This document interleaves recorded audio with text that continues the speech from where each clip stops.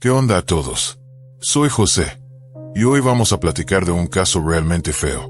La neta, los celos son una cosa bien peligrosa. Te ciegan, te hacen perder la cabeza y hasta te pueden llevar a cometer locuras. Justo eso fue lo que pasó en una tragedia que sacudió a Costa Rica hace unos años. Este caso se volvió súper famoso en el mundo forense como el caso de Gerardo Cruz. Pero vamos por partes. Todo empezó con Samody Fonseca, quien nació en Costa Rica en febrero de 1975. De su familia y su niñez se sabe poco. Creció en una zona llamada Cuba, donde vivía con su mamá, Sonia Fonseca. Desde chavita, Samody ya mostraba un carácter bastante difícil. No le gustaba que le dijeran que no, y muchas veces conseguía lo que quería a la mala, ya fuera con mentiras o de plano a la fuerza. La banda que la conoció cuenta que Samody, gracias a su belleza impresionante y su cuerpazo, no batallaba nada para atraer a los hombres, pero eso sí, no sabía mantener una relación. Era guapísima y sabía usar su físico a su favor, pero su ambición y su vanidad la echaban a perder. Siempre ponía el dinero y sus propios intereses por encima de todo, y eso terminaba ahuyentando a cualquier galán en poco tiempo. Además, era bien celosa y se ponía súper agresiva. Cuando estaba joven, por su carita de muñeca, Samody trabajó varios años como Barbie, en una librería famosa llamada Universal, y desde ahí se le quedó ese apodo para siempre. Luego, después de acabar la prepa, empezó a andar con un periodista exitoso que salía en la tele local. Se llamaba Osvaldo Fernando Valeri y era 16 años mayor que ella. Fue su relación más larga y seria, pero aunque duraron bastante, Osvaldo nunca le propuso matrimonio. En 1996 tuvieron un hijo, Christopher, y un año después nació su hija, Cristina. Pero la relación era un infierno de peleas y celos, así que Osvaldo acabó dejando a Samody.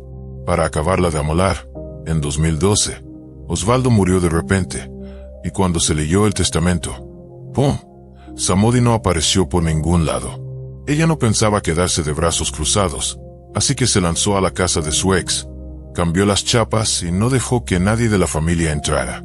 Además, se llevó varias cosas de valor que eran de Osvaldo. Obviamente la familia de Valeri se puso como loca y la demandaron.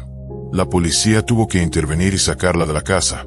Y aquí es donde todo empieza a ponerse todavía más turbio. Aunque la neta parecía obvio, nunca se iniciaron cargos serios contra Samody. Después de todo eso, ella siguió teniendo varios romances, y uno de ellos fue con un tal Miguel Ángel Pérez, con quien tuvo a su tercera hija, María. Según algunos chismes, su relación sí llegó a ser oficial, pero acabaron divorciándose a los pocos años. Aunque, para ser sinceros, otras versiones dicen que nunca se casaron oficialmente.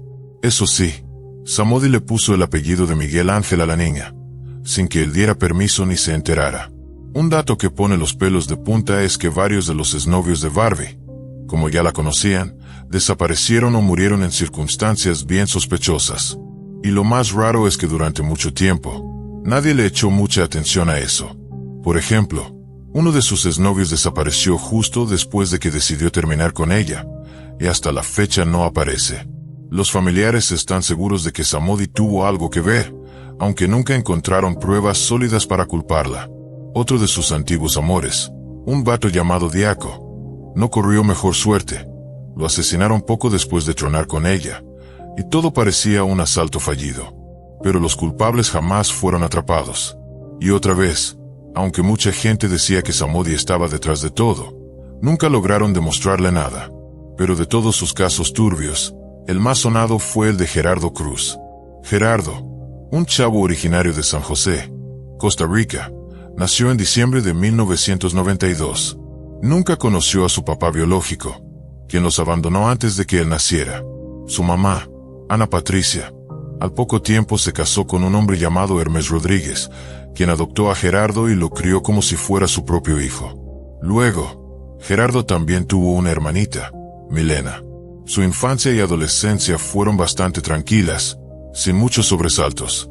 Era un chavo normal, estudiaba, le encantaban las motos y desde muy joven encontró el amor con una muchacha llamada Carol. A los 23 años, ya era papá de una niña, Génesis Cruz, y se mudó junto a su pareja y su hija a la casa de unos tíos en San Sebastián, un suburbio cerca de la capital. Para sacar adelante a su familia, Gerardo empezó a chambear en una panadería local.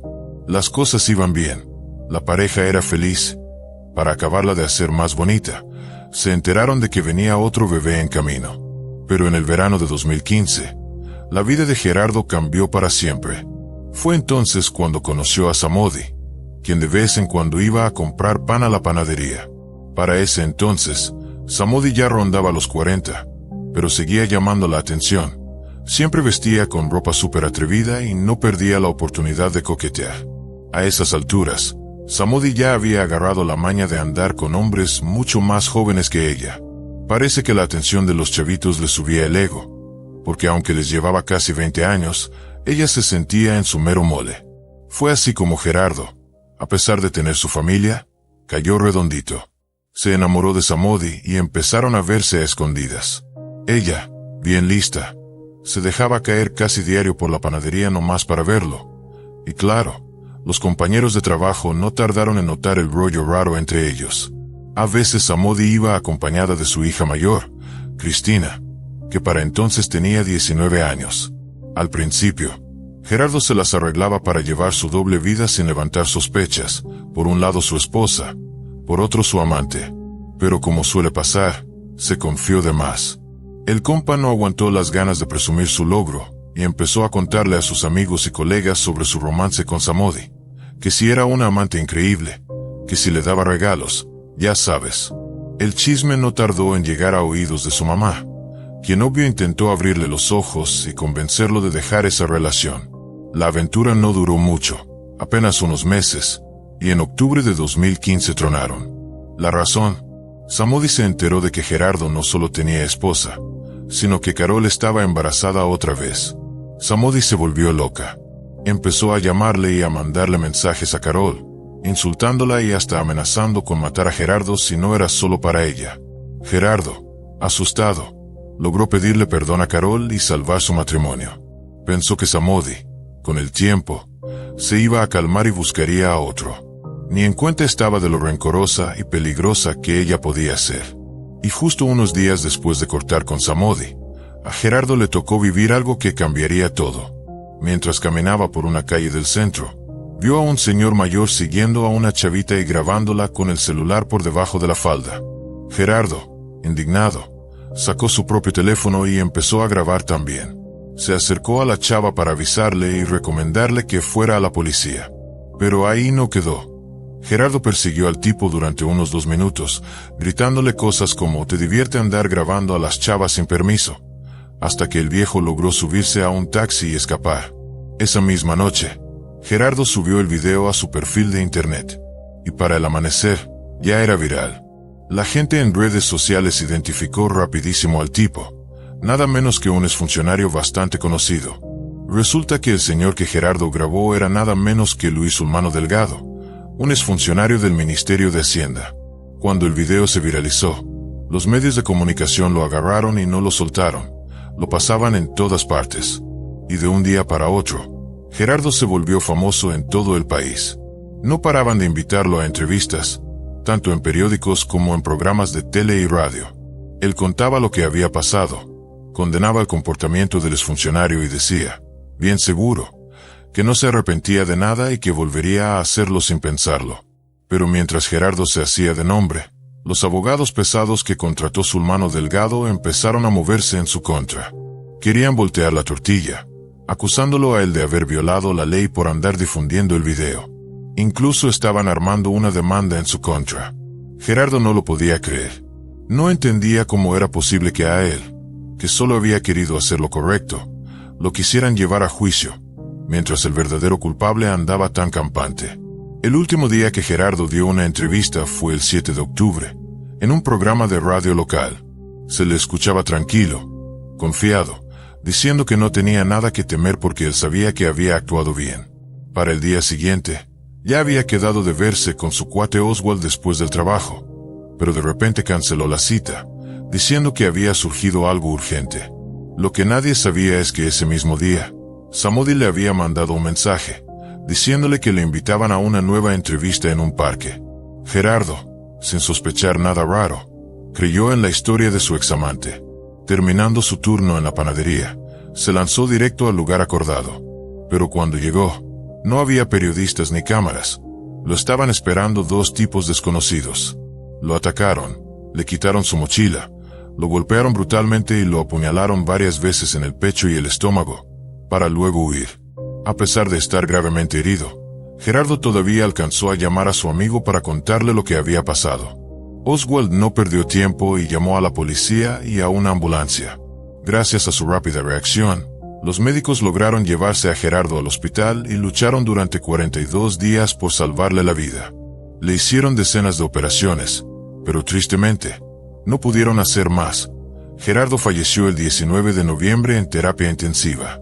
Todo el país, que había estado siguiendo su estado de salud desde que se volvió famoso, lamentó profundamente su partida. Su familia, que había estado dando entrevistas pidiendo oraciones por su recuperación, no podía creer lo que había pasado. Al funeral de Gerardo llegó muchísima gente, todos conmovidos, todos queriendo darle el último adiós y mostrarle apoyo a su familia. La familia de Gerardo, junto con muchísima gente, seguía esperando que la policía diera rápido con los responsables y que les cayera todo el peso de la ley. Al principio, había varias teorías sobre lo que había pasado. La primera era que se trataba de un simple asalto. Al final de cuentas, Gerardo fue atacado de noche en un parque. Le robaron la mochila y lo apuñalaron, como si hubiera sido obra de un ladrón cualquiera. Pero había otra versión que sonaba todavía más fuerte, la de la venganza.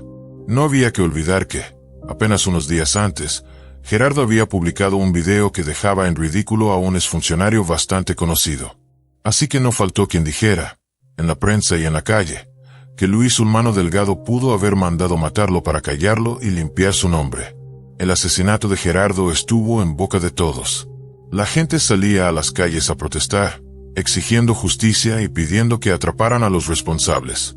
La policía se puso a investigar diferentes líneas, revisaron posibles enemigos, viejos pleitos, cualquier cosa que diera pistas. Pero durante varios meses el caso no avanzaba, hasta que en mayo de 2016, por fin, encontraron un video clave de una cámara de seguridad. En el video se veía a dos tipos corriendo justo desde donde habían atacado a Gerardo.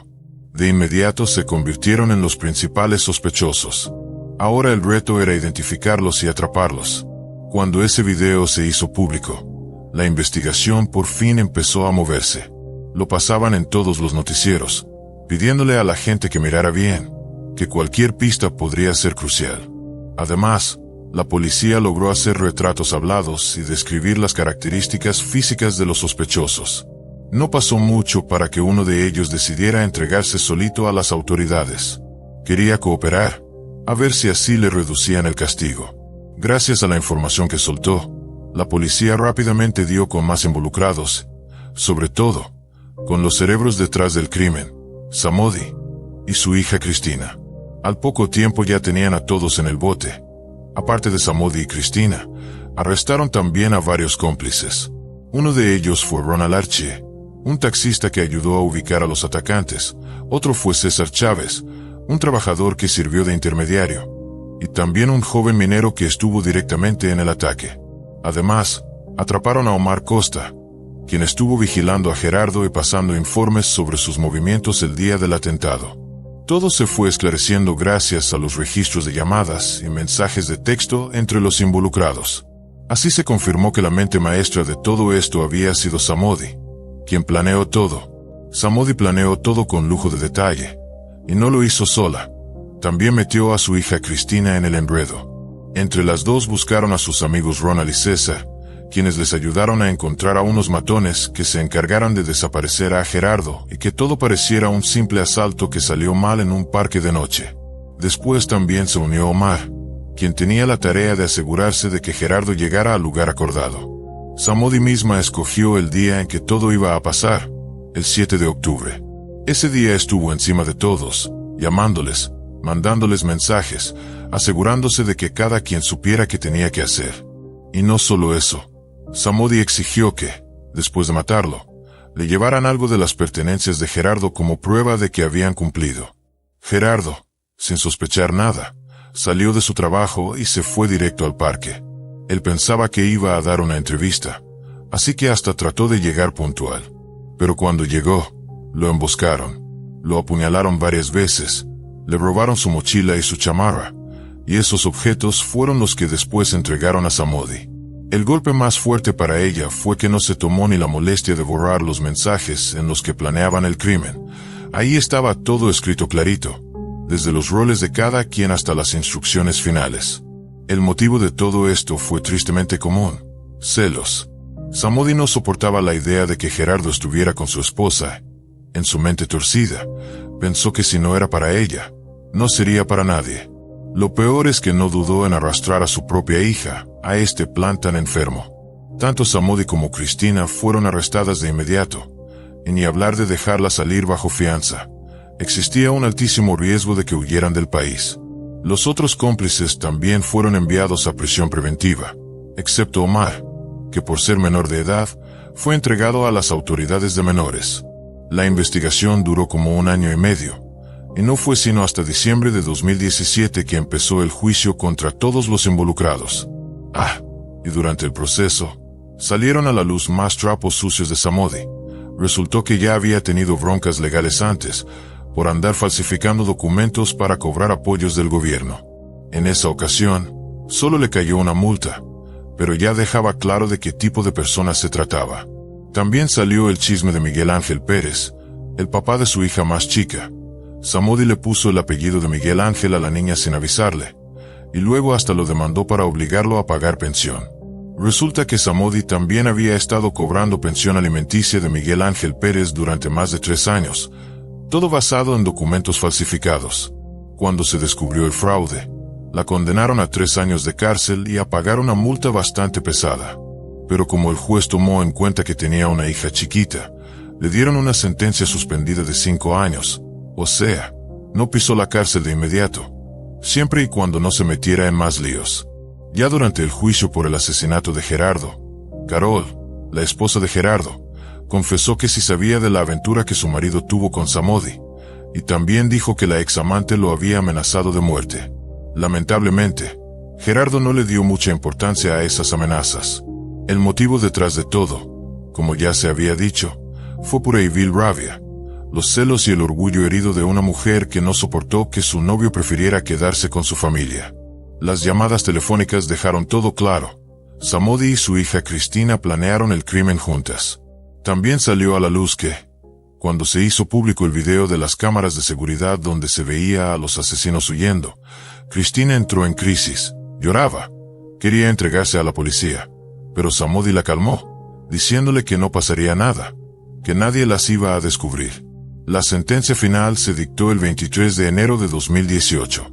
El tribunal le dio a Samody 30 años de prisión. A su hija Cristina, junto con Ronald y César, les dieron 25 años a cada uno. De los 2 atacantes, uno fue enviado a un centro de detención juvenil, y el otro seguía prófugo en ese momento. Por su parte, Omar, quien solo había estado siguiendo a Gerardo, fue absuelto. La familia de Gerardo recibió una indemnización de $140,000 como compensación moral. Tras escuchar la sentencia, los familiares agradecieron al juez y al tribunal por hacer justicia. Pero claro, la historia no terminó ahí. Los abogados de Samody y Cristina apelaron la sentencia, buscando reducirla.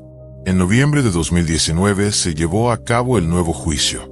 Para ese entonces, también ya se sabía quién era el segundo agresor, el que Ronald y César habían mencionado, aunque aseguraban que ese chavo no sabía todos los detalles del plan. Al final, el tribunal redujo las sentencias. A todos los involucrados les bajaron 5 años de cárcel. Así que actualmente, Samody está cumpliendo una pena de 25 años en una prisión de mujeres en Costa Rica. Y como si fuera poco, en el verano de 2020, Samody se casó en la cárcel. Sí, se casó con una mujer que conoció ahí mismo, una tal Lindsay Díaz López. Para cuando se registró el matrimonio, Lindsay ya había salido libre bajo libertad condicional, mientras que Samody todavía tiene por delante casi 2 décadas tras las rejas. Gracias por acompañarme. Yo soy José. No olviden suscribirse al canal porque vienen más historias impactantes. Nos vemos pronto. El 31 de marzo de 1995, en un motel de la cadena Days en allá en Corpus Christi, Texas, los huéspedes escucharon una pelea bastante intensa entre dos mujeres. Gritos iban y venían, y de repente, ¡pum!, se escuchó un disparo. Minutos después, la cantante Selena Quintanilla salió corriendo al lobby, completamente empapada en sangre. Estaba herida, asustada, y apenas podía hablar. Sus últimas palabras fueron: Yolanda, 158. Ese nombre no era cualquier cosa. Se refería a Yolanda Saldívar, la mujer que fue presidenta de su club de fans. Una persona muy cercana a Selena, casi como de la familia. Durante los 23 años que vivió, Selena compartió muchísimo con ella. En ese entonces, la música tejana estaba en su punto más alto en Estados Unidos, y Selena era su mayor exponente. La conocían como la reina del Tex-Mex. Pero después de ese trágico día, el género perdió fuerza, y la comunidad latina se quedó con un vacío enorme. Nos arrebataron a una de nuestras más grandes estrellas.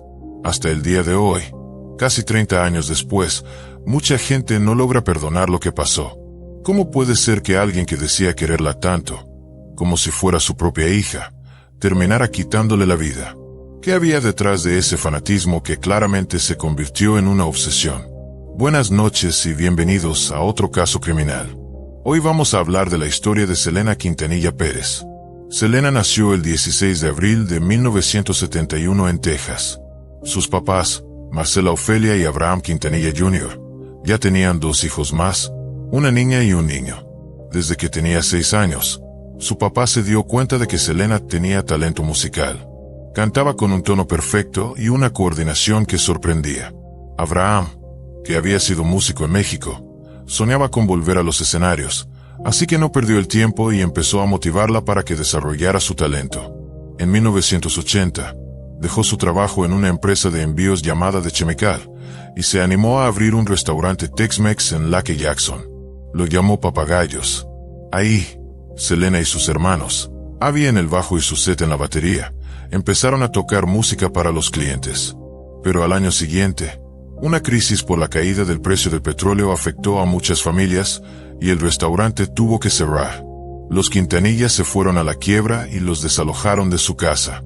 Entonces se mudaron a Corpus Christi, donde Abraham decidió tomarse en serio el proyecto musical familiar. Así nació Selena y los Dinos. Abraham se volvió el manager del grupo. Tocaban donde fuera, en esquinas, bodas, 15 años, ferias, lo que saliera. La música se convirtió en el sustento principal de la familia. Poco a poco, la banda empezó a hacerse conocida, y llegaron las primeras giras. Abraham hasta restauró un autobús viejo, el Big Bertha, para moverse por todo Texas. En esos años, muchas veces cantaban a cambio de comida, y apenas les alcanzaba para echarle gasolina al camión. Cuando Selena llegó al 8º grado, su papá la sacó de la escuela, lo cual generó críticas de los maestros. Pero ella siguió estudiando por correspondencia y se graduó de la prepa a los 17. En 1984 grabaron su primer disco con una disquera independiente. Abraham quería que sus hijos hicieran música tejana, un género dominado por hombres, especialmente mexicoamericanos. Selena, aunque hablaba inglés como primera lengua, tomó clases de fonética para perfeccionar su español. El disco salió, pero muchos lugares de música en Texas no querían contratarlos. Decían que eran muy jóvenes, y además, que Selena era mujer. Pero la familia no se rajó. Siguieron grabando discos, y para 1988 ya tenían 6 álbumes en su haber. En 1987, Selena ganó su primer Tejano Music Award como mejor vocalista femenina, y de ahí su fama se fue para arriba. 2 años después, firmó con Capitol Emmy Latin, y para los 90s ya era una estrella internacional, cantando tanto en español como en inglés. Fue en ese momento cuando alguien que marcaría su destino apareció, Yolanda Saldívar. Ella era fan de la música tejana, aunque no le gustaba mucho Selena al principio. De hecho, estaba medio molesta porque Selena le ganaba premios a los artistas que a ella sí le gustaban. Pero en el verano del 91, Yolanda fue a un concierto de Selena en San Antonio con su sobrina, y algo cambió. Se quedó impactada con su presencia en el escenario, y desde ese momento se volvió fan. Al día siguiente fue a buscar periódicos o revistas donde hubiera salido algo del concierto, pero no encontró nada. Entonces se le ocurrió la idea de crear un club de fans para Selena en San Antonio, con el objetivo de promover su carrera. Llamó 15 veces a Abraham Quintanilla hasta que por fin le contestaron. Después de reunirse con ella, le dieron luz verde y la nombraron presidenta del club. Yolanda empezó a encargarse de varias tareas del club de fans de Selena. Ella era quien cobraba $22 por los productos promocionales, organizaba entrevistas con la banda, armaba los boletines informativos y avisaba sobre los conciertos que venían. En ese tiempo, todo el dinero que se juntaba en el club se destinaba a causas benéficas. Después de un rato, Yolanda decidió dejar su chamba como enfermera de pacientes con cáncer terminal y problemas respiratorios. Aunque ganaba menos en el club, quiso dedicarse de lleno a apoyar a Selena. Al principio, Suzette, la hermana de Selena, era el contacto entre Yolanda y la familia Quintanilla, pero en diciembre de 1991, Selena y Yolanda se conocieron en persona, y ahí empezó una amistad que al principio parecía muy bonita. Poco después, el 2 de abril de 1992, Selena se casó en secreto con su guitarrista, Chris Pérez. Llevaban tiempo saliendo, pero su papá no estaba nada contento con la relación y hubo varios roces por eso. Para 1994, Yolanda ya había registrado más de 8,000 fans en el club. Ese mismo año, Selena abrió 2 boutiques llamadas Selena Etc., una en Corpus Christi y otra en San Antonio. No solo vendían ropa, también tenían salones de belleza incluidos. Como Yolanda había demostrado ser muy leal y eficiente, la nombraron gerente de las tiendas. Se mudó de San Antonio a Corpus Christi para estar más cerca de Selena. Todo parecía ir viento en popa, hasta que las cosas empezaron a ponerse raras. Los empleados de las boutiques comenzaron a quejarse del comportamiento de Yolanda. Decían que era grosera, autoritaria y hasta mala onda. Pero Selena no les creía, porque cada vez que ella iba a las tiendas, Yolanda se portaba como una santa, educada, amable, súper trabajadora. Para Selena, era la asistente más eficiente que había tenido jamás. En septiembre de ese año, Selena incluso nombró a Yolanda como su agente registrada en San Antonio. A partir de ahí, la relación subió de nivel. Yolanda podía firmar cheques, mover dinero de las cuentas del club de fans y de las boutiques, hasta tenía una tarjeta American Express a su nombre para usar en gastos del negocio. Yolanda no lo vio solo como una responsabilidad, sino como una prueba de cariño. Eso hizo que su obsesión por Selena creciera todavía más. Su cuarto estaba lleno de pósters y fotos de la cantante, y hasta armó una videoteca con todos sus conciertos que ponía cada vez que tenía visitas. En una entrevista, varios reporteros del Dallas Morning News dijeron que su devoción ya cruzaba la línea de lo preocupante.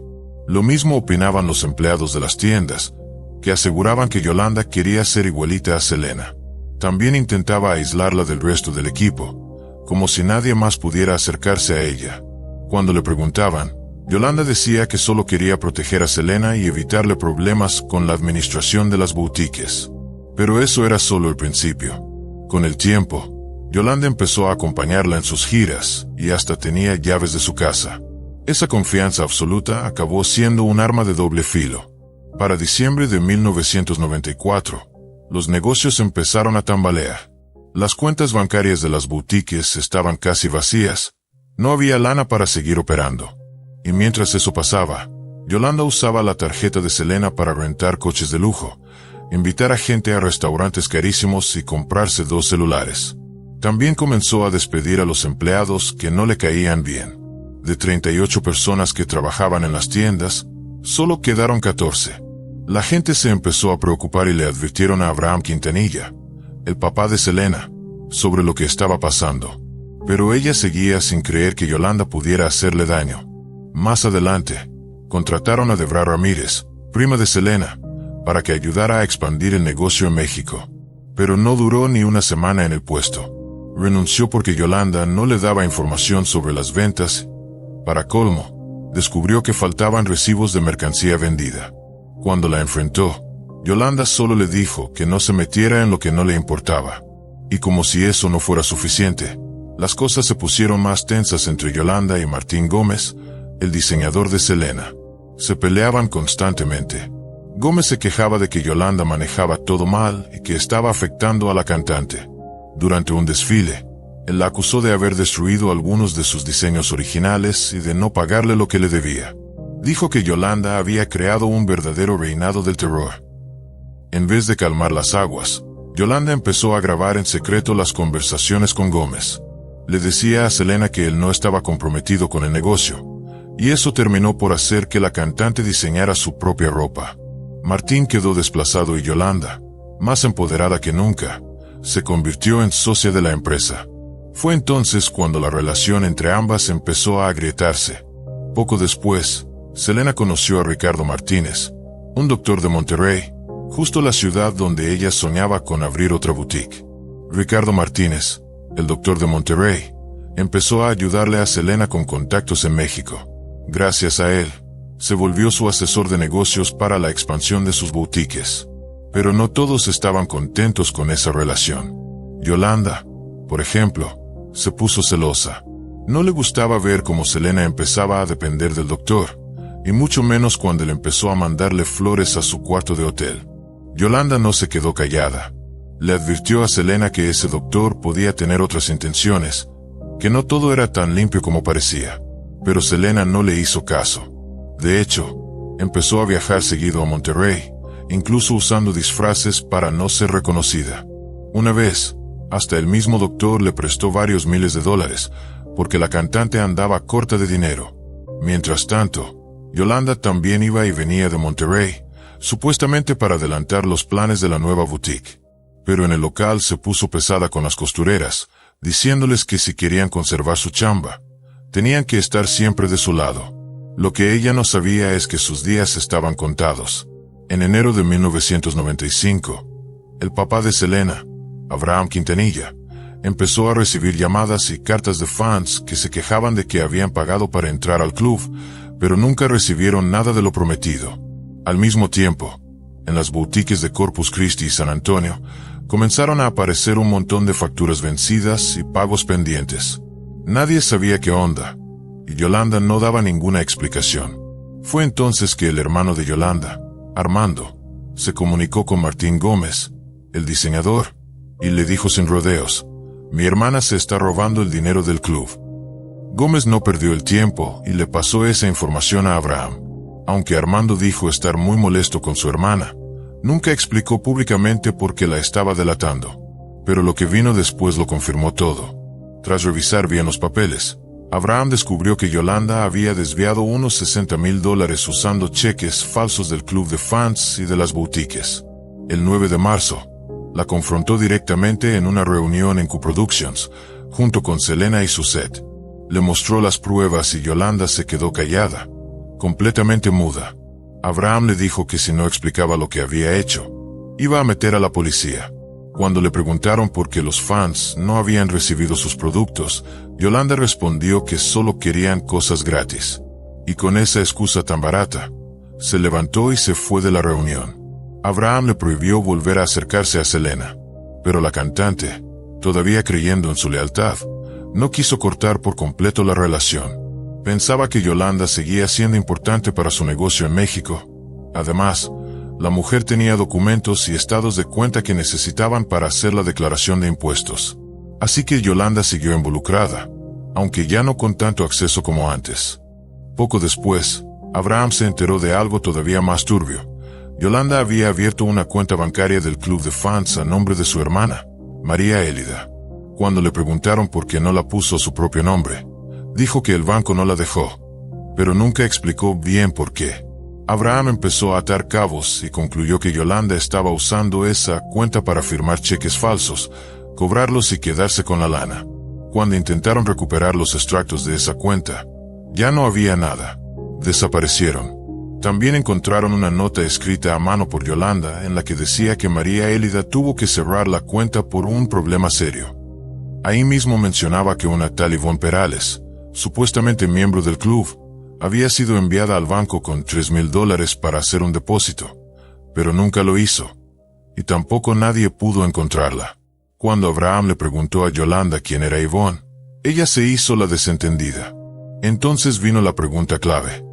¿Por qué confiaste en una desconocida y no en el tesorero del club? Y ahí quedó claro para todos. Ivonne Perales probablemente ni existía. En marzo de 1995, Abraham le dijo a Yolanda que ya no era bienvenida en los negocios de Selena. El 10 de ese mes, Selena y Yolanda discutieron por teléfono. Selena colgó enojada y le dijo a Chris, su esposo, ya no puedo confiar en ella. Ese mismo día, Selena le quitó el acceso a la cuenta bancaria de la boutique y la removió como presidenta del club de fans. Pero Yolanda no se quedó de brazos cruzados. Al día siguiente fue a Play Store Suit, una tienda de armas en San Antonio. Ahí compró un revólver Taurus 85 calibre .38, con cañón recortado, y balas de punta hueca, diseñadas para causar daño más severo. Le dijo al vendedor que trabajaba como enfermera a domicilio y que unos familiares de una paciente la habían amenazado. El 13 de marzo, Yolanda se reunió con su abogado y redactó su renuncia a los negocios de los Quintanilla. Pero para entonces, ya estaba planeando algo mucho más oscuro. Ese mismo día, Yolanda se fue directo a Corpus Christi y se registró en el Sandy Motel. Luego le llamó a Selena para que se vieran, pero le dijo que el tráfico estaba pesado, así que le propuso verse en un estacionamiento a unos 40 kilómetros fuera de la ciudad. Cuando llegaron al lugar, Selena le dijo que, aunque ya no estaba tan segura de la situación, podía seguir encargándose de los negocios en México, al menos hasta que encontrara a alguien que la reemplazara. Fue entonces que Yolanda sacó la pistola que había comprado y se la mostró. Selena, sorprendida, le pidió que por favor se deshiciera de ella, y hasta le prometió que la iba a proteger de las acusaciones de su papá. Abraham Quintanilla siempre ha creído que probablemente esa conversación evitó que Yolanda le hiciera daño en ese momento. Al día siguiente, Yolanda regresó la pistola a la tienda. Dijo que su papá le había dado otra, una calibre .22, porque unos familiares de una paciente la habían amenazado. Pero su historia no convencía del todo. El 26 de marzo, Yolanda robó una muestra de perfume y más documentos bancarios relacionados con los negocios de Selena en México. Luego se fue con la cantante a Tennessee, donde Selena tenía pendiente grabar una canción. Durante ese viaje, ella notó que algunos documentos habían desaparecido y le pidió a Yolanda que los regresara en cuanto volvieran a Texas. Pero en lugar de devolver nada, Yolanda volvió a comprar la misma pistola. Luego organizó otro encuentro con Selena en un motel, pero esta vez le pidió que fuera sola. Su plan se frustró porque, al correr la voz de que Selena estaba ahí, se llenó de fans y curiosos. Había demasiados testigos como para hacer algo. El 29 de marzo, Yolanda llamó al doctor Ricardo Martínez y le dijo que había sido víctima de abuso. Él, preocupado, mandó a alguien a revisar la habitación del motel, pero para cuando llegó, Yolanda ya no estaba ahí. Al día siguiente, el 30 de marzo, Yolanda se registró en otro motel, ahora de la cadena Days Inn, en la habitación 158. Le volvió a llamar a Selena y le pidió que fuera sola, alegando que había sido abusada. Esa noche, Selena fue, pero acompañada de su esposo Chris, quien la esperó afuera en la camioneta. La razón principal de la visita era recoger unos documentos que Yolanda aún tenía. Cuando Selena entró, vio que Yolanda tenía la ropa rasgada y unos arañazos que, según parecía, se había hecho ella misma. De regreso a casa, Selena notó que los documentos importantes aún no estaban. Esa misma noche, Yolanda volvió a llamarla, diciéndole que estaba sangrando por el supuesto abuso y rogándole que la llevara al hospital. Chris le dijo a Selena que no era buena idea salir sola, así que ella le dijo a Yolanda que se verían al día siguiente. Además, Selena le comentó a alguien de la boutique que ya había decidido despedir a Yolanda. Estaba preocupada y pidió que alguien la acompañara a casa esa noche. A la mañana siguiente, el viernes, 31 de marzo, Selena salió temprano hacia el motel para llevar a Yolanda al hospital. Ahí, Yolanda volvió a repetir que había sido abusada en México. Selena la llevó al doctor regional hospital, pero los doctores no encontraron señales de abuso, solo un pequeño sangrado. Lo que sí detectaron fue que Yolanda mostraba signos claros de depresión. Selena, enojada, le reclamó que el día anterior había dicho que estaba sangrando mucho más. De regreso al motel, mientras iban en la camioneta, Selena le dijo que lo mejor era tomar distancia un tiempo, sobre todo para evitar más problemas con su papá. A las 10 de la mañana, Selena tenía programada la grabación del tema y Cold Fall in Love en Q Productions. Pero no llegó. Abraham preguntó dónde estaba y Chris le llamó para recordarle la cita. Selena contestó que se le había olvidado y que estaba resolviendo un tema urgente. Prometió que más tarde iría, pero esa fue la última vez que alguien de su familia habló con ella. Mientras tanto, en la habitación del motel, la tensión explotó. Selena y Yolanda comenzaron a discutir fuertemente por temas del negocio. Los gritos eran tan intensos que algunos huéspedes se quejaron del ruido.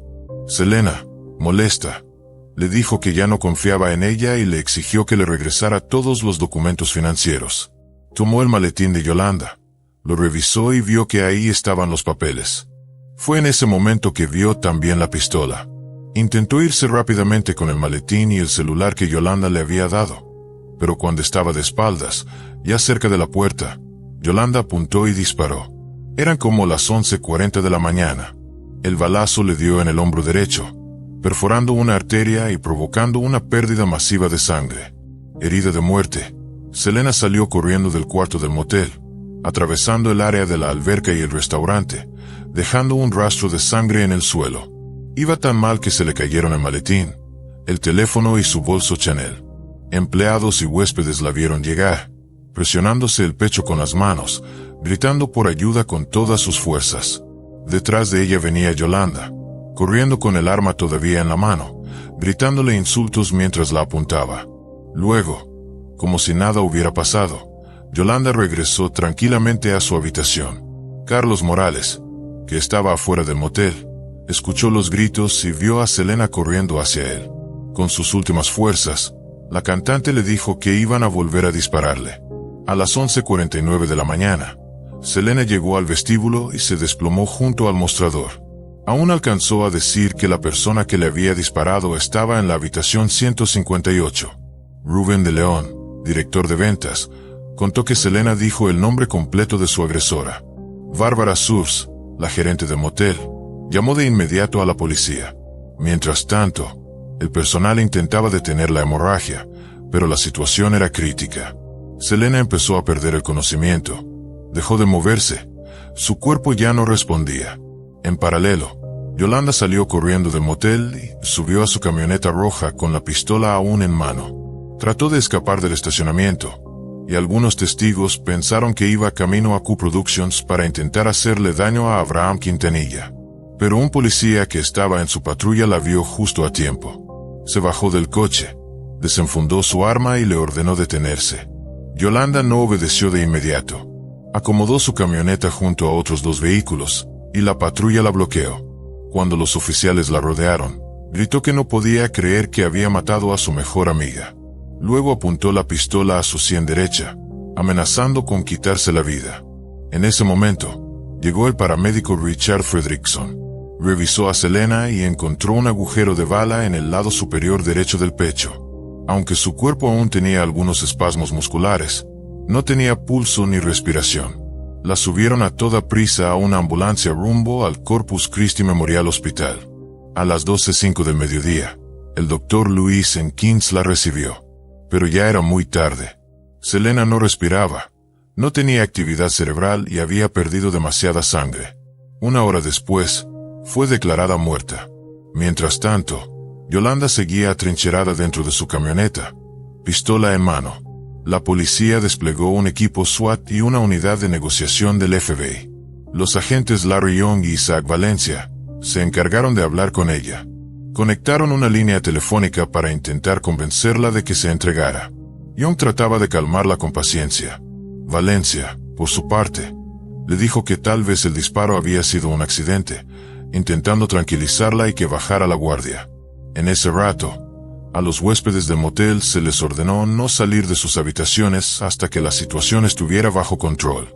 Después de 4 horas, Yolanda empezó a hablar del tiroteo.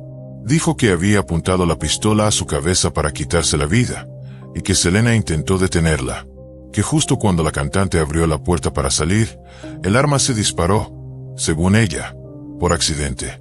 A las 6 horas de negociación, Yolanda dijo que se rendiría. pero al salir del vehículo y ver a un agente apuntándole con un rifle, se asustó. Corrió de nuevo a la camioneta, tomó la pistola y se la volvió a poner en la cabeza. Fue hasta las 9:30 de la noche que finalmente se entregó. De ahí, fue llevada a la estación de policía del centro de Corpus Christi, donde el detective Ray Rivera la interrogó. Yolanda renunció a su derecho de contar con un abogado. Primero dijo que había disparado mientras Selena caminaba hacia la puerta. Luego cambió su historia, diciendo que sacó el arma para suicidarse, que Selena intentó irse y que ella no pudo alcanzarla, pero nunca aclaró si apretó el gatillo o no. La policía allanó la habitación 158 y encontró balas para el revólver, además de objetos personales de Yolanda. Todos los testigos coincidieron. Antes de morir, Selena identificó a Yolanda como su agresora y dio el número exacto de la habitación donde todo ocurrió. Pocas horas después del crimen, se hizo una rueda de prensa. Estuvieron Abraham Quintanilla y el subdirector de policía, Ken Bung. El móvil del asesinato, dijeron, parecía estar ligado a la decisión de Selena de cortar su relación laboral con Yolanda. Mientras tanto, cientos de fans comenzaron a reunirse afuera del hotel, llorando desconsolados. En cuanto la noticia se esparció por todo el país, se organizaron vigilias y homenajes en diferentes partes de Texas y California. El mundo entero sintió la pérdida de una de las voces más queridas del mundo latino. Después del asesinato, las estaciones de radio en todo Texas, especialmente en California, comenzaron a tocar la música de Selena sin parar. La comunidad latina fue la más golpeada por la tragedia. Miles de personas viajaron desde distintos puntos del país para visitar su casa, sus boutiques y el motel donde le arrebataron la vida. Las cadenas de televisión más importantes suspendieron su programación habitual para cubrir la noticia. La reacción pública fue tan intensa que muchos la compararon con lo que se vivió cuando asesinaron a John Lennon, Kurt Cobain o incluso al presidente John F. Kennedy. El 2 de abril, alrededor de 40,000 fans formaron fila afuera del auditorio donde se realizaría el servicio fúnebre. También hubo misas en San Antonio, Los Ángeles y otras ciudades del país. Las iglesias se llenaron de personas que querían rezar por Selena. El 3 de abril, unas 600 personas asistieron al funeral oficial en el Seaside Memorial Park. Las boutiques de Selena etc. se convirtieron en altares improvisados. La gente dejaba globos, flores, fotos, cartas, hasta poemas. No pasó mucho tiempo para que comenzaran a aparecer murales con su imagen por todo Texas. Pero no todos entendieron la magnitud de lo que había pasado. Algunas personas criticaron la cobertura mediática, minimizando el impacto del crimen. Y hubo quienes incluso se burlaron. El caso más indignante fue el de Howard Stern, un locutor famoso que transmitió canciones de Selena con sonidos de disparos de fondo. La comunidad latina estalló de furia. El 12 de abril, el entonces gobernador de Texas, George W. Bush, declaró el cumpleaños de Selena como el Día de Selena en el estado. Aunque fue un gesto simbólico para muchos, otros se sintieron ofendidos porque coincidía con la Pascua. En los meses siguientes, más de 12,000 personas visitaron la tumba de Selena y el motel donde ocurrió el crimen. Tuvieron que cerrar la habitación, cambiar alfombras, sábanas y hasta el número. Del 158 lo modificaron al 150. Querían evitar que se volviera un punto turístico morboso. En julio de 1995 salió el disco póstumo Dreaming of You, que rompió récords. Selena se convirtió en la primera latina en tener un álbum mayormente en español que debutara en el número 1 del Billboard 200. Mientras tanto, el caso legal seguía su curso. Al principio, a Yolanda le fijaron una fianza de $100,000 para que pudiera salir libre bajo palabra. Pero el fiscal del distrito, Carlos Valdés, logró que se la subieran a $500,000. Eso provocó la indignación de muchos fans, que comenzaron a exigir pena de muerte. Yolanda permaneció detenida en la cárcel del condado de Nueces. Allí recibió cientos de amenazas, tanto de otros reclusos como de fans furiosos. Incluso se decía que pandillas callejeras de Texas estaban juntando dinero para pagar su fianza, solo para poder matarla. La mafia mexicana también puso precio a su cabeza y corrió la voz de que quien la eliminara sería considerado un héroe. Por seguridad, Yolanda fue puesta bajo vigilancia. Las autoridades temían que intentara quitarse la vida. Y conseguir un abogado fue complicadísimo. Casi nadie quería representarla, por miedo a represalias. Al final, el Estado le asignó un defensor público, Douglas Tinker. Su propia esposa le rogó que no tomara el caso, por miedo al rechazo social. El juicio empezó en octubre de 1995 en la Corte del Condado de Harris, en Houston. Esto se hizo para evitar influencias o favoritismos, ya que en San Antonio habría sido casi imposible armar un jurado imparcial. El juez también ordenó que el juicio no fuera televisado ni grabado, y limitó el acceso a la prensa, para evitar que se volviera un espectáculo como el de O.J. Simpson. Durante la declaración inicial, el fiscal dejó claro que creía que Yolanda mató a Selena de forma deliberada. Dijo que fue un acto cobarde y sin sentido, remarcando que la cantante fue herida por la espalda. Yolanda, por su parte, ya había contado 1000 versiones distintas. En una, dijo que Selena revisó su bolsa y la vació sobre la cama, lo que detonó una discusión, que ella agarró el arma y se la puso en la cabeza como amenaza. Selena, primero, se negó a irse, pero cuando por fin se dirigía a la puerta, el disparo se le salió. En otra versión, Yolanda afirmó que todo fue por un secreto que guardaba de la cantante, uno que, según ella, algún día se sabría. La familia Quintanilla nunca creyó en esas historias. Para ellos, Yolanda fue y sigue siendo una asesina a sangre fría. Yolanda se declaró inocente, insistiendo en que el disparo fue accidental. Pero el 23 de octubre de 1995, el jurado la encontró culpable de asesinato. Fue sentenciada a cadena perpetua, sin posibilidad de libertad condicional hasta que cumpla 30 años en prisión. El 22 de noviembre fue trasladada a la prisión de Mountain View, en Gatesville, Texas. Debido a todas las amenazas, incluso dentro de la cárcel, Yolanda fue puesta en aislamiento. Pasa 23 horas al día sola en su celda.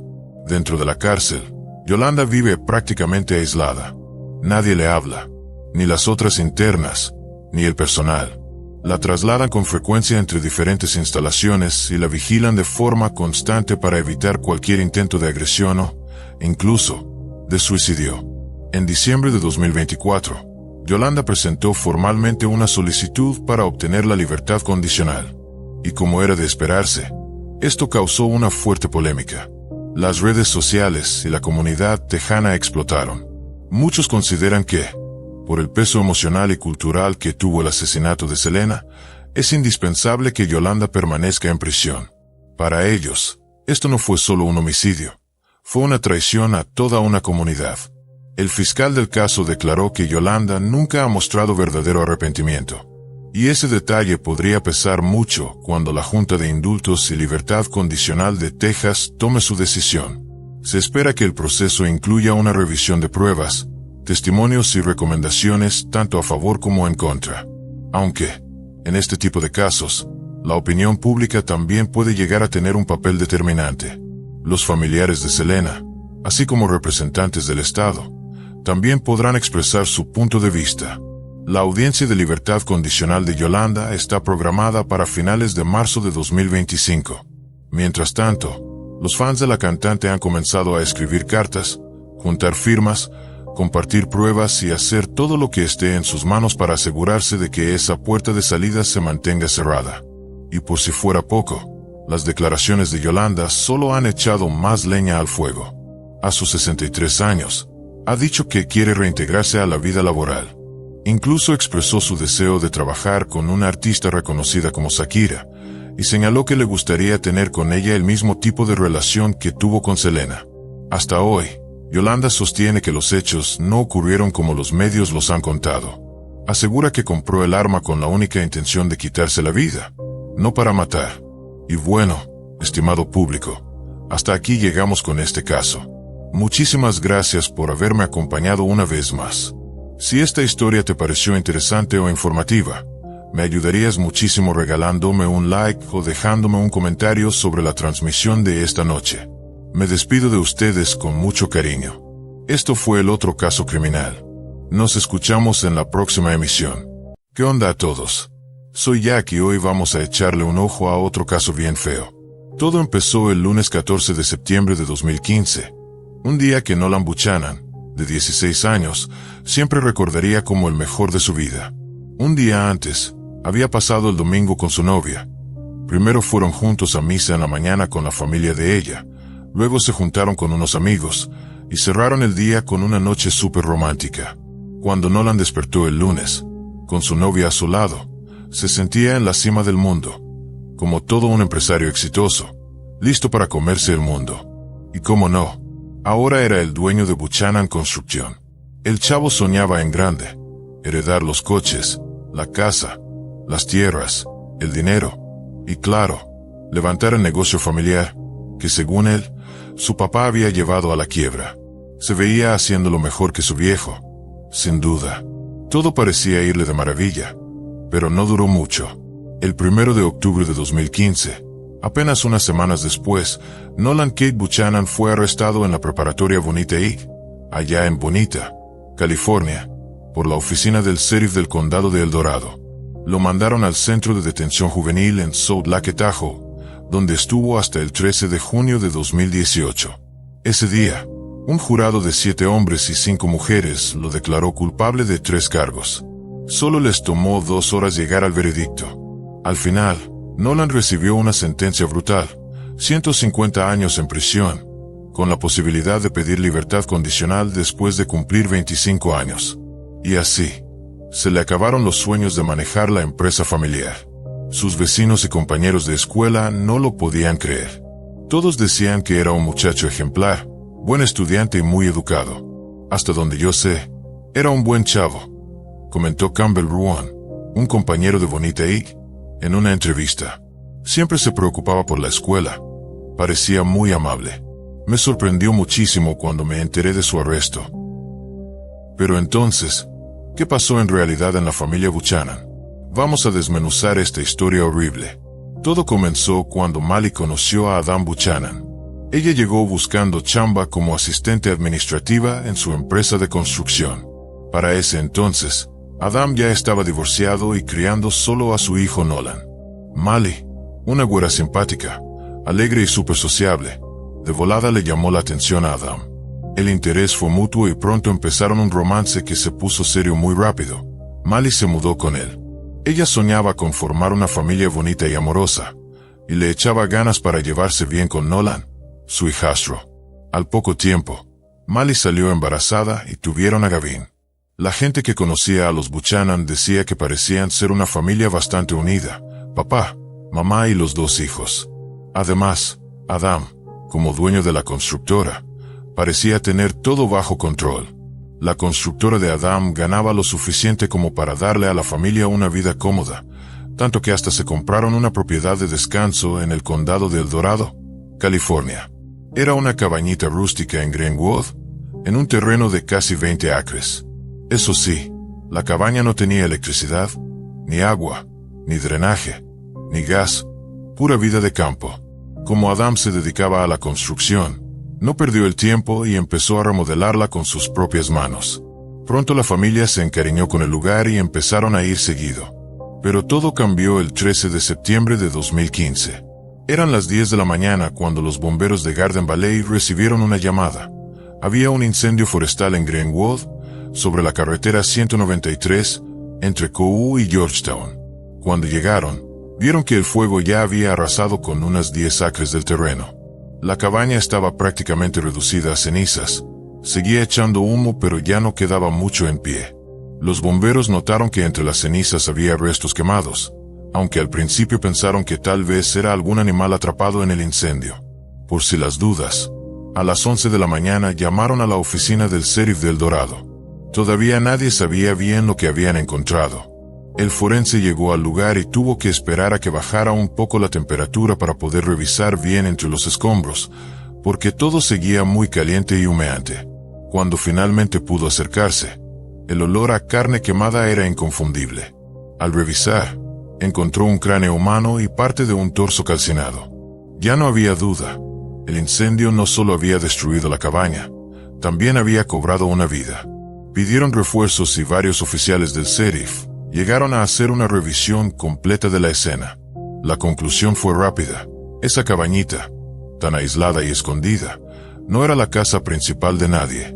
Más bien parecía ser un lugar de vacaciones, donde la gente se escapaba del ajetreo de la ciudad. Junto a las ruinas, Encontraron una troca Dodge y un remolque. Checaron las placas y pudieron averiguar a quién pertenecían. Todo era propiedad de Buchanan Construction, la empresa de Adam Buchanan. Adam vivía en Bonita, California, a unas 3 horas de ahí, como a 160 millas de distancia. Así que todo cuadraba con la idea de que esa cabaña era solo su casa de descanso. Ahora el misterio era otro. ¿Quién estaba dentro de la cabaña cuando todo se quemó? ¿El propio Adam o alguien más? La investigación apenas comenzaba. Los detectives por fin tenían su primera pista para empezar la investigación. A los oficiales de Bonita les encargaron verificar si todos los miembros de la familia Buchanan estaban bien y en casa. Se lanzaron a la dirección correcta. Al llegar, se estacionaron en la entrada de los Buchanan. Ahí vieron una camioneta Ford blanca. Tocaron la puerta y quien salió fue el hijo de Adam, un chavo de 16 años de su primer matrimonio. El muchacho, Nolan, los recibió bastante sorprendido, preguntándoles qué hacían ahí. Los oficiales, para no alarmar a nadie de más, decidieron primero averiguar quién estaba en la casa. Capaz que alguien de la empresa había tomado prestado el carro y no era nada grave. Nolan les explicó que su papá, Adam, había salido el fin de semana rumbo a la casa de campo, a unas 160 millas de distancia, junto con su esposa Mali y su hermanito Gavin, de 8 años. Según él, regresarían esa misma tarde. Su papá lo había dejado encargado de la casa. Hasta ese momento, los investigadores no tenían pruebas firmes de que los restos encontrados en la cabaña fueran de los Buchanan. Pero ya con esta información, y con el hallazgo de restos que parecían ser de 2 personas para la tarde del 13 de septiembre, decidieron levantar un reporte de personas desaparecidas en relación al incendio del condado de El Dorado. Al día siguiente, el 14 de septiembre, la policía del condado fue otra vez a casa de Nolan para interrogarlo con más calma y tratar de averiguar quién podría haber estado en la cabaña cuando se incendió. Esta vez, los oficiales fueron recibidos por los papás de Adam, Howard y Susan Buchanan.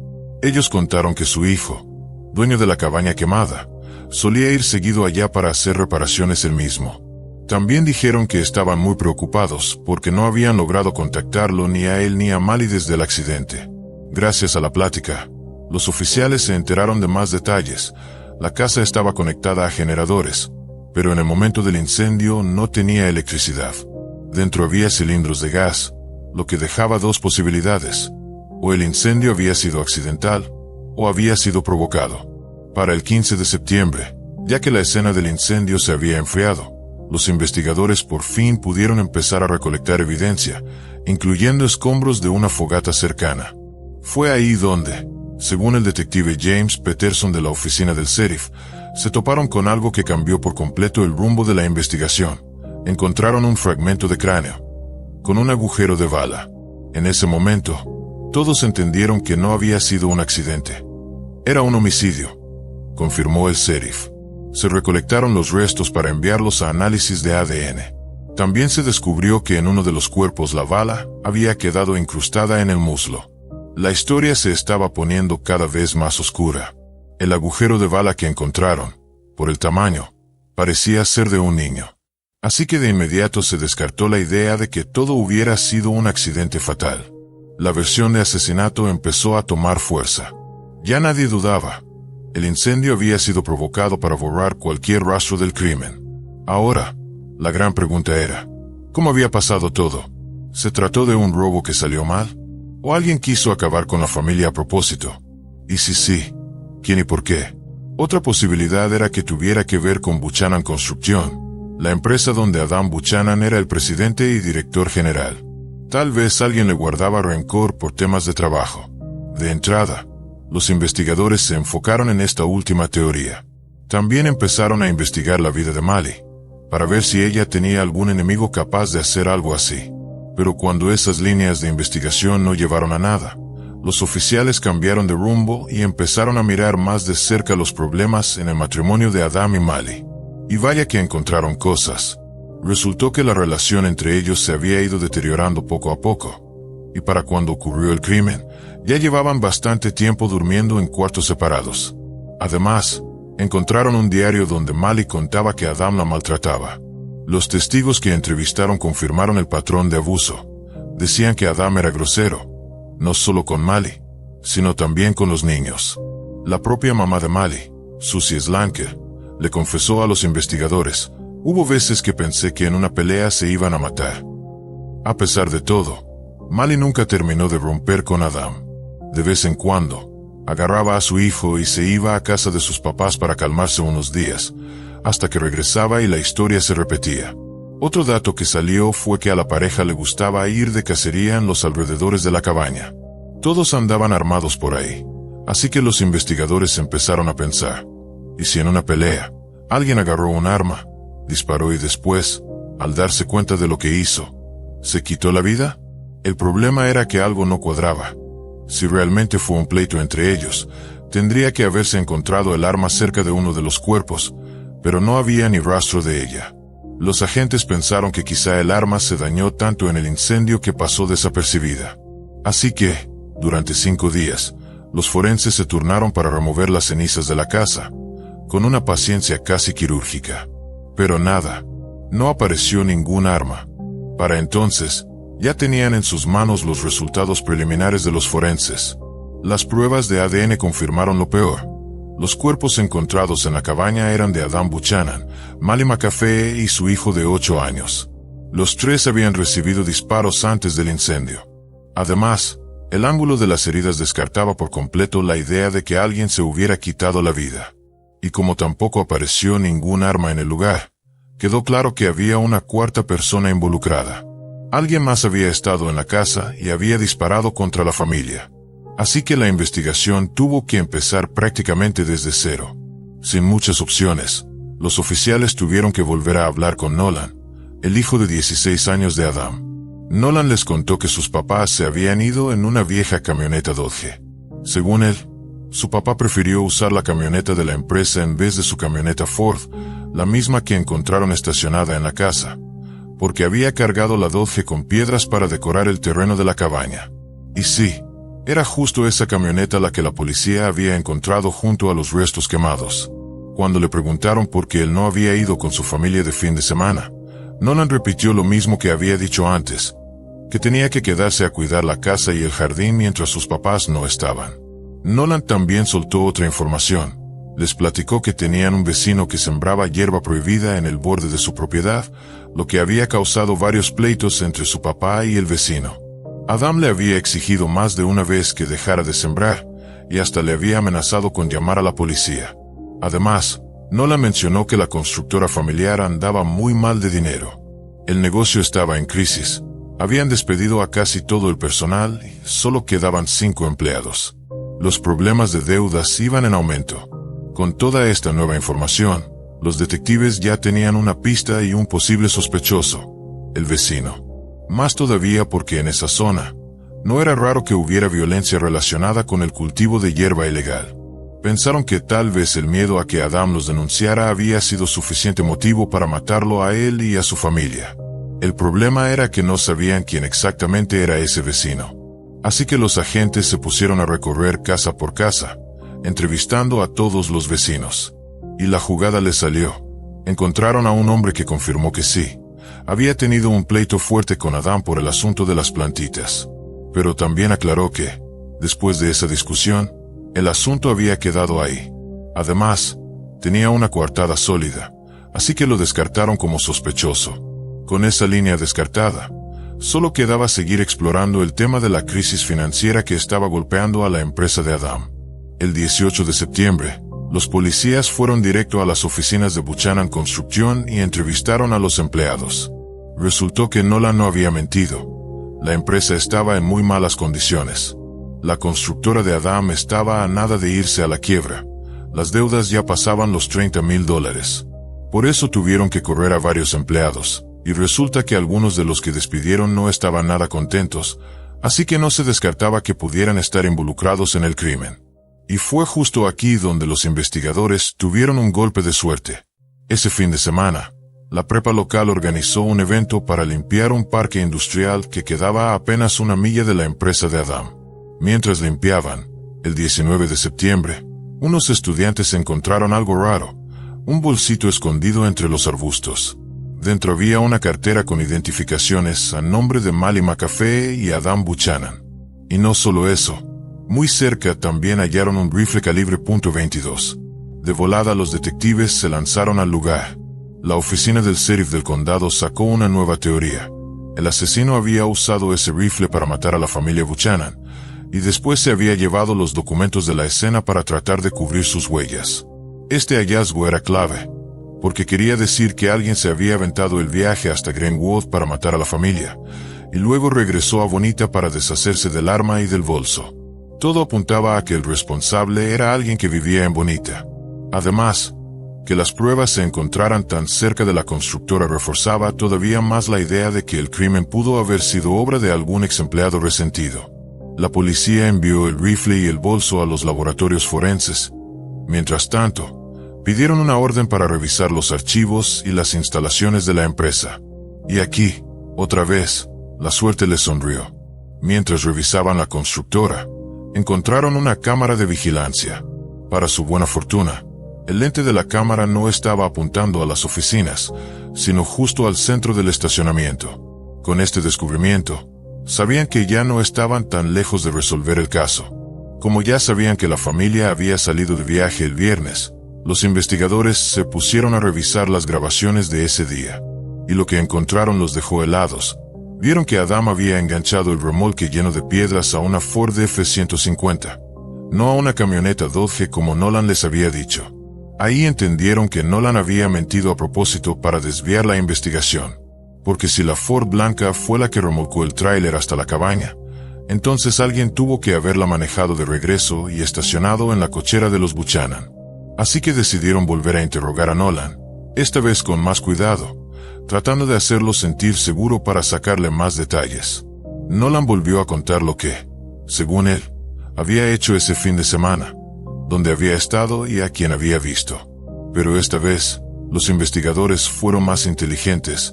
Le preguntaron, bien casual, qué película había ido a ver al cine. Los oficiales empezaron a hacerle preguntas a Nolan, como quien no quiere la cosa. ¿Qué película había visto? ¿Cómo había pagado las compras en el centro comercial? ¿Y cómo había pagado el postre en su cita? Bien confiado, Nolan les dijo que todo lo había pagado con la tarjeta de crédito de su papá. Con esa información, los policías no perdieron tiempo y pidieron una orden para catear la casa de los Buchanan en Bonita, revisar los coches y checar los movimientos financieros. La Ford blanca seguía estacionada en la cochera, así que la revisaron con lupa. Ahí notaron algo importante. Las llantas tenían tierra rojiza pegada, igualita a la que hay en Greenwood. Si el coche hubiera ido de viaje días antes, tal vez todavía tendría algo de tierra, pero no en esa cantidad tan fresca. Aunque el incendio había destruido las huellas de llanta en la casa de campo, el estado de las ruedas sugería que ese coche había estado en Greenwood recientemente. Luego, los detectives empezaron a seguir la pista de los pagos con la tarjeta bancaria de Adam. Descubrieron que Adam había usado su tarjeta el viernes, 11 de septiembre en un Taco Bell, mientras iba camino a Greenwood. Nolan, por su parte, había dicho que se había quedado en casa y que tenía la tarjeta en su poder. Los policías fueron al Taco Bell a revisar las cámaras de seguridad.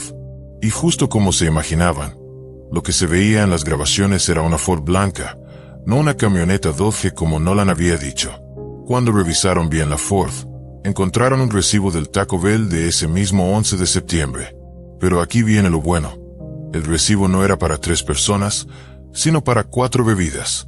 Y en la escena del incendio también habían encontrado 4 vasos de refresco. Eso confirmaba que Nolan sí iba en el coche con ellos. El siguiente movimiento con la tarjeta fue el sábado, 12 de septiembre, en un bar llamado Valencia Club en Penryn, a unos 30 minutos de la cabaña. Los papás de Adam ya le habían contado a la policía que a Adam y Mali les gustaba ir a ese bar después de trabajar en la cabaña. Las cámaras del bar captaron a la pareja saliendo del lugar, y las cámaras de tráfico en la carretera ayudaron a trazar su ruta. Una Ford F-150 fue vista yendo hacia la cabaña de los Buchanan como a las 2:30 de la mañana, y regresando en dirección contraria a las 3:30 de la mañana. Pero aquí viene el detalle clave. En la primera pasada, la cámara grabó a Adam y Mali en el coche. En la segunda pasada, solo venía Nolan manejando. Horas más tarde, el domingo, 13 de septiembre, la tarjeta de Adam volvió a ser usada, en un Starbucks, un McDonald's y una gasolinera en Bonita. El banco confirmó que Adam solo tenía una tarjeta bancaria. Todo esto echaba por tierra la historia que Nolan había contado. Para entonces, ya tenían los resultados forenses. Las huellas dactilares de Nolan estaban en el rifle. Así que no lo pensaron dos veces. Fueron por él y lo arrestaron en plena clase, en su preparatoria. Nolan Buchanan se declaró inocente de todos los cargos en su contra. Cuando lo arrestaron, Nolan trató de darle la vuelta a la historia. Dijo que su papá había sido quien mató a la familia y que luego le apuntó a él con el rifle. Según Nolan, en un acto de defensa, logró quitarle el arma, accidentalmente, dispararle. Insistía en que todo fue en defensa propia y que, en medio del pánico y el terror, no supo qué hacer. Por eso, dijo, roció gasolina en la cabaña y le prendió fuego, para que pareciera que nada había pasado. Durante el juicio, la defensa no dejó de recalcar que Adam era violento, que maltrataba a Nolan y a otros miembros de la familia. Sin embargo, el forense empezó a poner en duda la versión de Nolan. El impacto de bala en el cráneo de Gavin, el hermanito, indicaba que el disparo había sido a casi 90 grados, un tiro directo, de arriba hacia abajo. Mientras tanto, Nolan juraba que él y Gavin dormían en camas juntas, que los despertaron los gritos y que en ese instante vio a un hombre entrar y dispararle a su hermanito. Que luego ese mismo sujeto lo quiso atacar, pero él se defendió. De ser cierto eso, el disparo tendría que haber sido en un ángulo de 45 grados, algo que no coincidía con las pruebas forenses. La fiscalía llegó a otra conclusión. Nolan mató a su hermano cuando estaban solos en la cabaña, mientras sus papás andaban en el bar. Y cuando Adam y Mali regresaron, Nolan los estaba esperando. Primero mató a Adam y luego a Mali. Después, recogió el rifle y los papeles de sus papás, roció todo con gasolina, le prendió fuego a la cabaña y se fue. Más tarde se encontró con su novia y pasó el día con ella, intentando fabricarse una coartada. Finalmente, el 13 de julio de 2018, el jurado lo encontró culpable de 3 cargos de asesinato en primer grado. La sentencia fue durísima, 150 años de prisión, aunque podría pedir libertad condicional después de 25 años. La jueza Kingsbury, al dar el fallo, reconoció el abuso verbal y físico que Nolan había sufrido, y mencionó que tal vez el chavo mató a su hermano para librarlo de vivir ese mismo infierno. Pero también dejó claro que había muchos hechos que apuntaban a que Nolan planeó todo, desde el asesinato, el incendio, la creación de su coartada, y su deseo de quedarse con el negocio familiar. La jueza recordó que en el centro juvenil de South Lake Tahoe, donde Nolan fue internado tras su arresto, el personal reportó que tenía problemas graves de conducta y que no respetaba las reglas. Todos tenemos la oportunidad de cambiar, le dijo la jueza. Espero que hagas todo lo que esté en tus manos para lograrlo. Si te portas bien, tendrás una oportunidad de salir en libertad condicional en 25 años. Depende de ti si quieres tomarla o no. Hasta la fecha, Nolan sigue proclamando su inocencia. Si algún día consigue salir en libertad, tendrá que pagar una enorme compensación a las víctimas, aunque todavía no se sabe de cuánto será la cifra exacta. Gracias por quedarte hasta el final. Suscríbanse al canal y no olviden darle a la campanita para no perderse más historias impactantes del mundo. Nos vemos pronto. Cuídense mucho.